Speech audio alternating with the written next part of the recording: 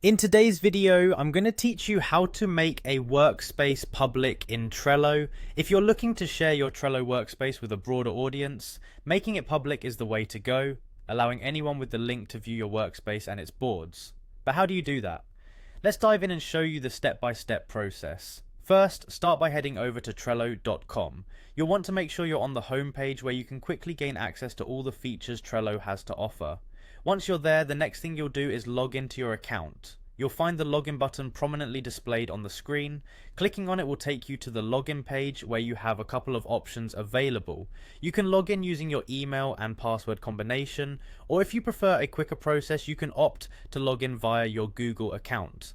This is a convenient feature Trello provides to save time for those who are always on the go. Now that you're successfully logged into your Trello account, navigate to the Boards menu located at the top. This menu will display all your boards, but what we're interested in today is the settings option found within your selected workspace. Choosing the right workspace is crucial because this is where you'll be adjusting the settings to make it public. In the settings section of your chosen workspace, you'll notice an option labeled Workspace Visibility. This is the key part in transforming your workspace into a publicly accessible area. You're going to click on the Change button, which allows you to manage who can see your workspace. At this point, you may be asked to confirm your decision, as making a workspace public means anyone with the link can view the contents. This doesn't mean they can edit or make changes, but the contents will be out there for viewing, which is something to keep in mind. Finally, the last step is to click on the public option.